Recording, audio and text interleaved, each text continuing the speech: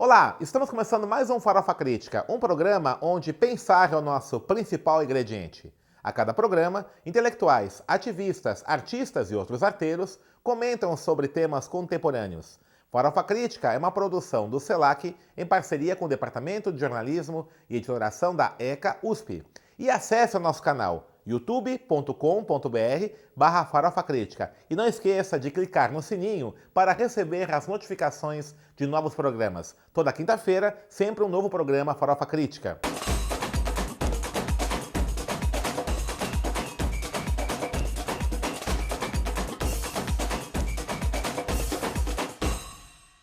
E hoje, Farofa Crítica recebe Cláudio Silva Claudinho, que é coordenador do SOS Racismo. Claudinho vai falar um pouco da experiência do SOS Racismo, que é um espaço institucional na Assembleia Legislativa de São Paulo para tratar de temas da discriminação racial.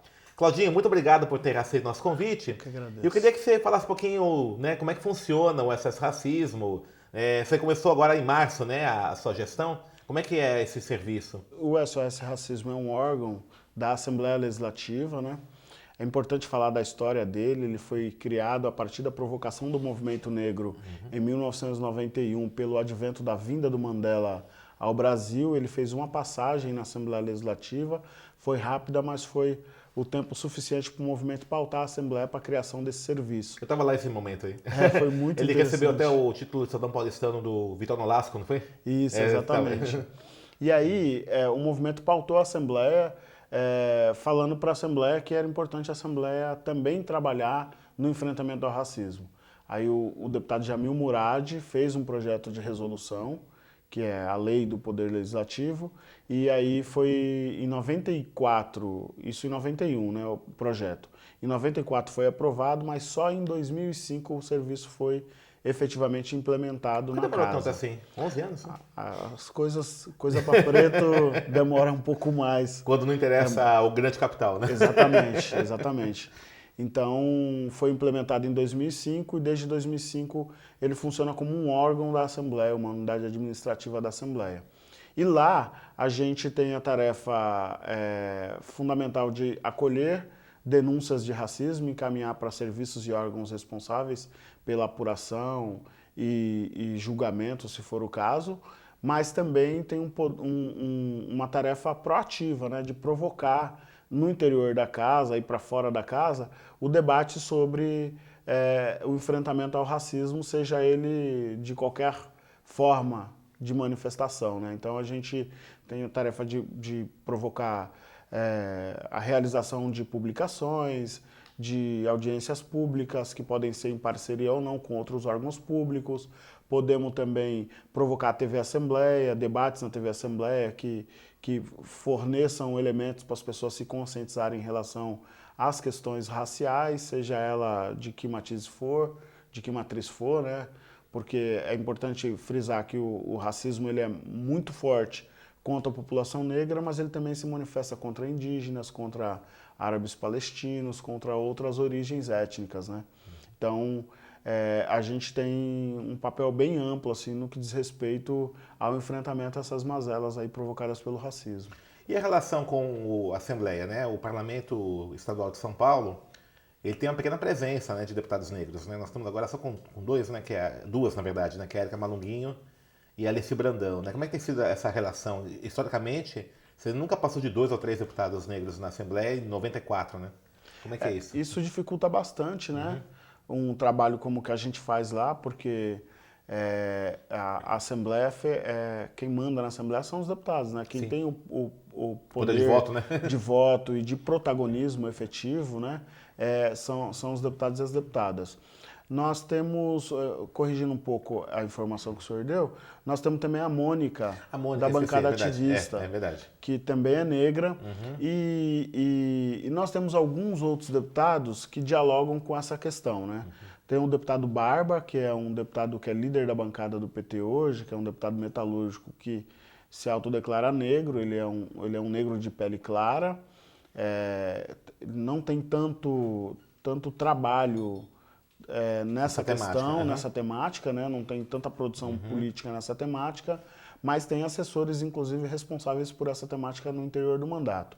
E nós também temos um deputado da direita, do PSL, que é o Douglas Garcia, que se auto-intitula negro também, mas que ele é totalmente avesso às políticas de ações afirmativas, políticas de promoção da igualdade racial, que ao longo da história foram acumuladas no seio do movimento negro como políticas que contribuam para as reparações, né, as reparações históricas que o movimento tanto reivindica.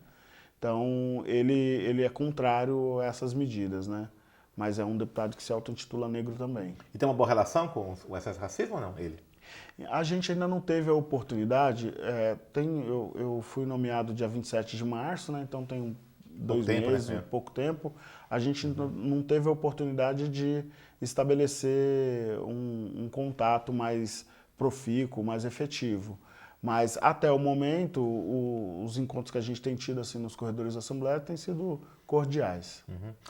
Uma das bandeiras mais importantes aí ou mais recentes, né, do movimento negro é a luta contra a violência, né, contra o genocídio, né, da população negra, né, como é a palavra de ordem do movimento negro, né? Como é que tem sido o enfrentamento, viu excesso de racismo, claro, com as limitações que ele tem, né, institucionais, numa assembleia que você tem a bancada da bala, que você tem esse discurso aí, por exemplo, da securitização cada vez mais forte, agora recentemente, né, o Bolsonaro com a proposta de liberar, né, o uso de armas, né? Esse contexto é bem difícil. Como é que tem sido esse debate? Qual tem sido a discussão a nível do excesso de racismo a respeito disso? Então, é importante dizer, professor, que esse ano cresceu assustadoramente o número de mortes provocadas pela ação do Estado através das suas polícias, né?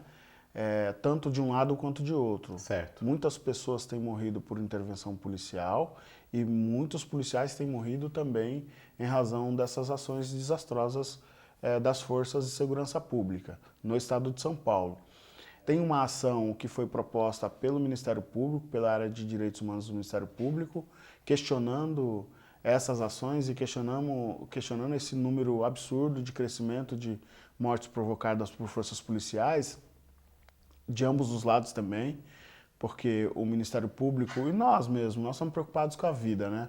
A gente não quer que policiais morram, mas também não queremos que policiais matem, né? E lógico, a gente sabe que quando o Estado age num Estado estruturado pelo racismo, quem é a principal vítima disso são as pessoas negras. Exatamente. Tanto policiais como... Tanto policiais quanto população em geral, cidadãos e cidadãs. Na Assembleia Legislativa, esse debate ainda é pouco feito. Ele é um debate ainda não muito colocado. Certo. Eu tive outro dia uma conversa com o doutor Eduardo Valério, do Ministério Público, que é o promotor que propôs essa ação no início do ano, e eu estava dizendo para ele do interesse do SOS Racismo, de provocar, como o SOS Racismo está ligado à mesa diretora, eu estou estudando internamente o regimento para ver que tipo de mecanismo a gente pode criar no interior da Assembleia para a gente fazer um debate mais efetivo sobre isso, que por exemplo, possa evoluir para a possibilidade da gente construir um pacto estadual pela redução dos homicídios, tanto de pessoas, cidadãos e cidadãs, negros e negras, quanto de policiais e agentes de segurança pública, para a gente efetivamente ter algum mecanismo que consiga estabelecer metas e aferir essas metas ao longo do tempo para a gente conseguir reduzindo. Porque esse pacto é possível construir? Isso é possível, isso é possível. A gente tem uma preocupação, lógico, porque a Assembleia, na atual composição, ela tem o maior número de representações das forças de segurança pública na história.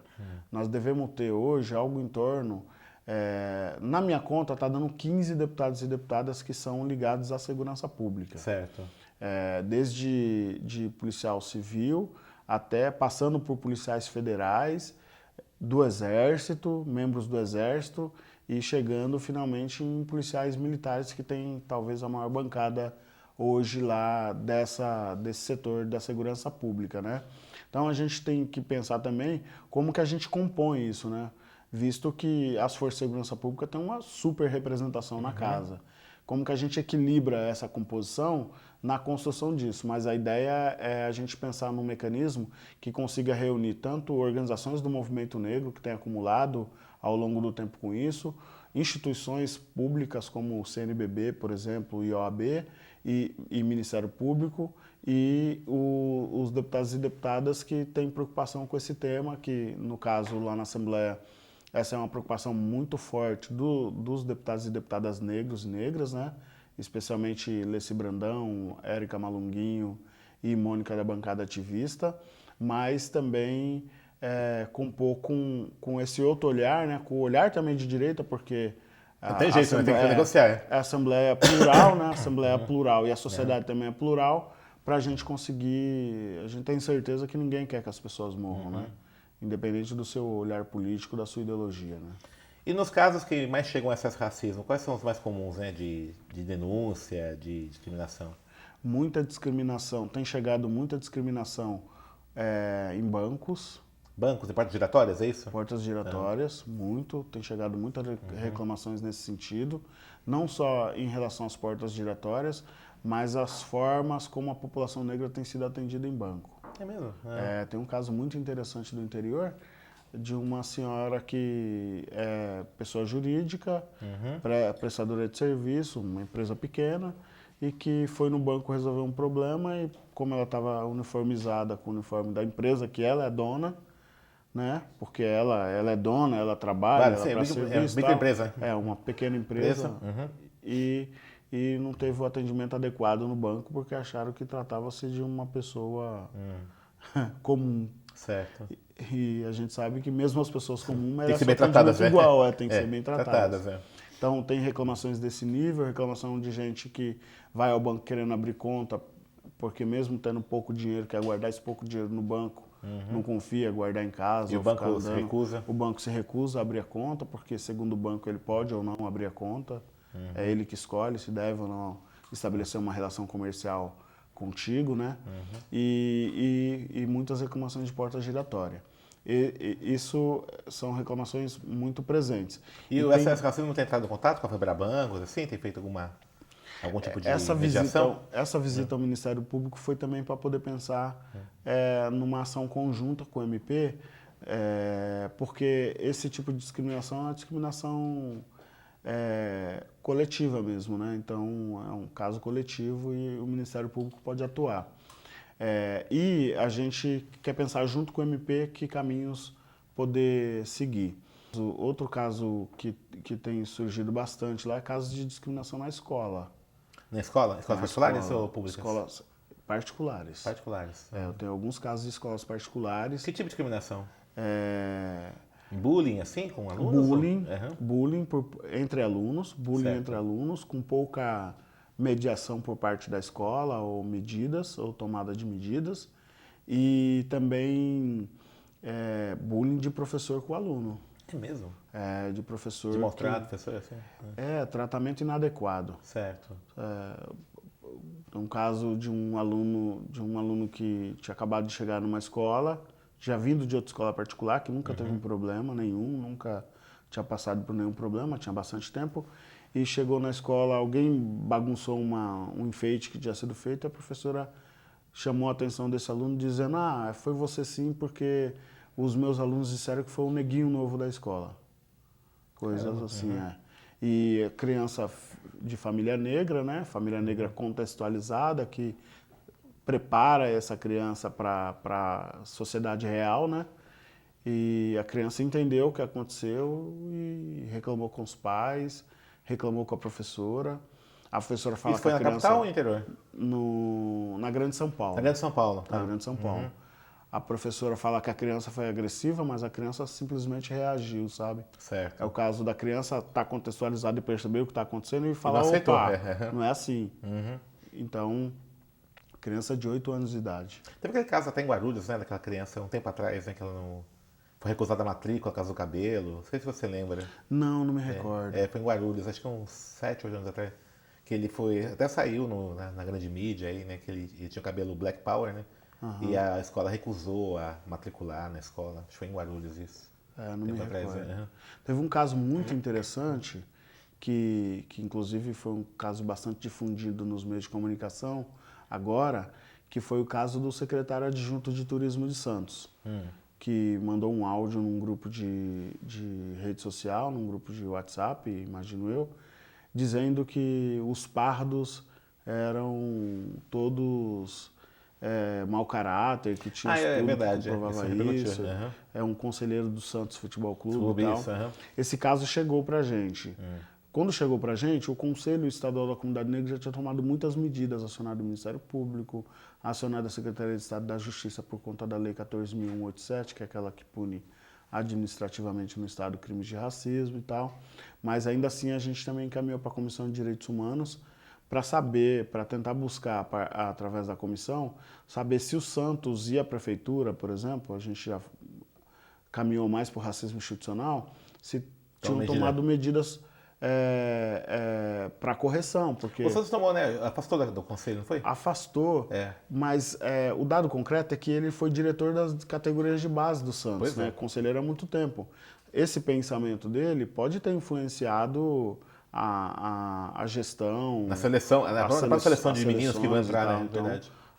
Eu acho que é o caso do Santos construir ou fazer uma campanha de combate ao racismo institucional nas dependências do clube, da mesma forma que a Prefeitura de Santos também, né? Ele foi secretário, teve um espaço de gerência, de gestão de política lá e eles interagem internamente, né? Os gestores se interagem dentro de uma prefeitura, dentro de um governo, então talvez fosse o caso da Prefeitura de Santos também pensar na mesma medida, de pensar uma campanha de combate ao racismo institucional para desconstruir as influências que essa pessoa, com esse pensamento, possa ter propagado no interior desses espaços que ele foi gestor, né? Ô, Claudinho, você tem me relatado aí vários casos de racismo que ocorrem em empresas privadas, né? Bancos, escolas privadas, agora o caso do Santos Futebol Clube, né?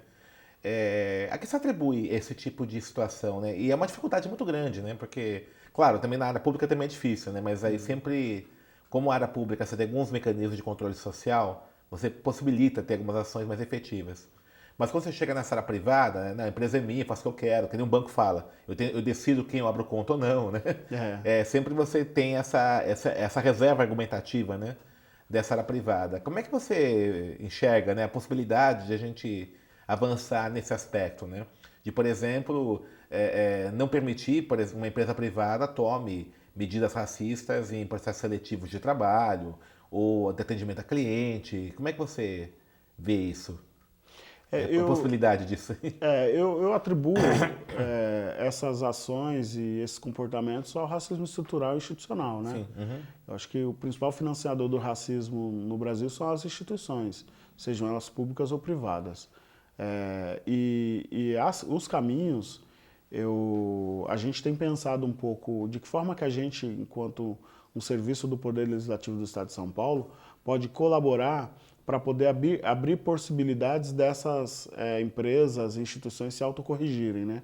Então, a gente tem trabalhado na perspectiva de construir uma campanha de combate ao racismo institucional, um caminho, uma diretriz que possa ser oferecida a essas empresas. À medida que as empresas topem fazer a desconstrução do racismo internamente, a gente ter cartilhas, ter metodologias definidas, ter vídeos que possa oferecer para eles, embutirem ali suas marcas, adequarem a sua condição e poderem estabelecer no interior das suas empresas uma campanha de combate ao racismo institucional. Ao mesmo tempo, também mapear várias iniciativas, instituições que existem, que possam também apoiar tecnicamente essas empresas e a gente possa indicar, falar, ó, tem um leque aqui, tem CERT, tem Ama Psique e Negritude, tem uma série de instituições, né? Galé 10, que podem apoiar ou dar assistência técnica para essas empresas e instituições que queiram ajudar nisso. Então, o SOS Racismo pode ser um fomentador desse tipo de ação, né? A gente acha que esse caminho pode ser um caminho para o poder público, né? O poder público comprometido com a luta contra o racismo, com a desconstrução do racismo e com uma sociedade mais justa e igual, ele pode ser fomentador dessas iniciativas. Acabei de enviar um expediente para a mesa diretora da Assembleia para a Assembleia, enquanto instituição pública, reconhecer iniciativas dessas que estejam ocorrendo no nosso Estado. A gente estabelece categorias grupos de comunicação, entidades e movimentos, gestões públicas ou não, ou mandatos parlamentares e tal, que estejam desenvolvendo ações que promovam a igualdade racial, a desconstrução do racismo, o enfrentamento ao racismo, empresas inclusive e tal, sejam reconhecidas pelo Poder Legislativo como forma de serem incentivadas a darem continuidade a esses trabalhos que fazem, de desconstrução do racismo e promoção de ações afirmativas, mas também seja que esse reconhecimento fomente outras empresas a estarem desenvolvendo essas boas práticas aí para enfrentamento ao racismo, né? Ok. E qual tem sido as metas aí para a tua gestão aí no acesso ao racismo, né? Projetos? Você tem proposta assim já envia? Tem. A gente tem pensado que o Serviço de Defesa contra o Racismo, embora ele tenha essa tarefa fundamental de acolher denúncias, acolher vítimas e dar encaminhamentos para isso, para poder ter consequência prática e legal, a gente também tem que ser um canal de fomentação do pensamento e da reflexão em relação ao racismo. Então, a gente está apresentando um projeto, um programa do SOS Racismo chamado SOS Racismo na Escola, que ele tem duas vertentes. Uma vertente é de apoio e fortalecimento da formação do corpo docente. Então a gente quer fazer, em parceria com algumas universidades, alguns cursos de extensão, pós-graduação e também de formação para a implementação da 10639 e 11645. E um outro braço é a visita às escolas e problematização do racismo com o corpo docente, com os alunos, efetivamente. Então, a gente está produzindo alguns materiais que a gente quer levar para as escolas. Já estamos fazendo alguns pilotos, fizemos agora lá no Jardim Fotales, numa escola municipal chamada Hipólito, não lembro o sobrenome, mas Hipólito. Está tendo uma avaliação muito positiva lá dessa escola e de uma outra que a gente teve também na Baixada do Glicério, para debater com os alunos mesmo, provocar o debate, deixar de ser tabu, falar, vamos falar de racismo, vamos discutir. Nessa escola do Glicério, chamada Duque de Caxias, foi muito interessante, porque é uma escola com um potencial de problematização desses casos de racismo muito forte, porque é uma escola que tem 40 nacionalidades matriculadas. Que interessante. É muito interessante. É uma torre de Babel, né? É uma torre de Babel. Babel. Uma escola em frente à catedral, ali, a igreja do Glicério. Sei. Né? É a escola que fica naquele lugar onde recebe muitas nacionalidades, né? Onde Migrantes, a igreja recebe o povo. E ali tem 40 nacionalidades matriculadas. Então, muito legal, muito interessante. Trabalhar o tema e trabalhar também as potencialidades que um lugar desse pode oferecer do ponto de vista das trocas que podem haver ali naquele espaço, né? E na Hipólito também foi muito interessante. A diretora tem feito trocas conosco de mensagens, dizendo que tem sido muito interessante. Os professores têm gostado bastante e os alunos também têm gostado bastante. E, em especial, nesse colégio, nós tivemos com uma turma de 6º ano que tinha uma capacidade de trocar e problematizar a questão, assim, de levantar questões em relação não só à discriminação racial, mas a outras formas de discriminação, como a homofobia, a gordofobia e uma série de outras possibilidades assim muito interessantes. Então, o SOS Racismo na Escola pretende ser esse braço de formação dos professores, oferecer essa formação. Então, nós estamos dialogando com o FEDER, que é o Fórum Estadual de Educação Étnico-Racial, né, que tem uma composição de sociedade civil, organizações do movimento negro com organizações governamentais, e com a Universidade Federal do ABC, o NEAB, estabelecendo um debate lá para poder conseguir construir esse espaço de formação e diálogo com os governos municipais e estaduais para a mobilização desse corpo de professores para estarem acessando os nossos cursos, e esse de problematização com os alunos, levar lá e tal. Agora, acabamos de encaminhar para o Museu Afro Brasil uma proposta de diálogo com o museu, no sentido de, quando a gente for na escola, a gente faz o debate, apresenta as questões relacionadas ao racismo, estabelece uma relação ali com aqueles alunos e aplica uma provinha. E aí a gente convida os melhores alunos nessa provinha para virem conhecer a Assembleia Legislativa, porque é muito curioso. Eu diria que mais de 90% dos alunos das escolas que a gente visitou, que são escolas públicas de ensino fundamental da Prefeitura de São Paulo, não sabem o que é a Assembleia Legislativa. Tá, a população é muito alheia Muito a esse distante, poder parlamentar, né? é verdade. Especialmente na capital, Então, né? exatamente. Muito distante. Então, a gente convida para conhecer a Assembleia Legislativa, conhecer o SOS Racismo, e agora a gente quer fazer uma ponte com o Museu Afro para não perder a oportunidade. Nós estamos bem em frente ao Museu Afro. Ibirapuera ali? Então, fazer essa ligação, fazer as crianças irem lá, conhecer o acervo do museu. Só atravessar a rua ali. Só atravessar a rua e fortalecer essa possibilidade de construção identitária, né, com o que o museu oferece, aquela riqueza, né, de possibilidades. Tá bom, Claudinho. Nós estamos encerrando, Claudinho. Rapidinho, passa aí o contato do SOS Racismo, quem quiser conhecer, telefone, e-mail, qual que é? O SOS Racismo ele pode ser acessado através de um telefone 0800, né? Que a pessoa pode ligar de qualquer telefone, de qualquer lugar do estado, que é o 0800 773 3886. Tem o 3886-6299, que é nosso telefone fixo. É o DDD 11, né? DDD 11, pode ligar a cobrar, a gente atende.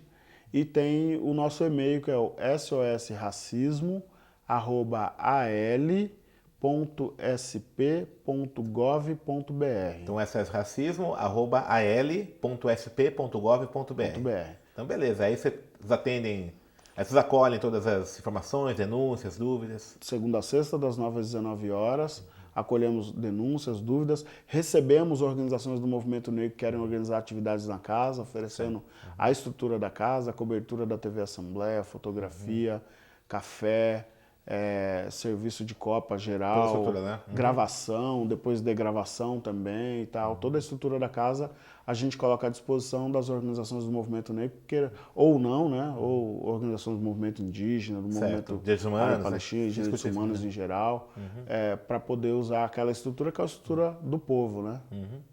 É isso.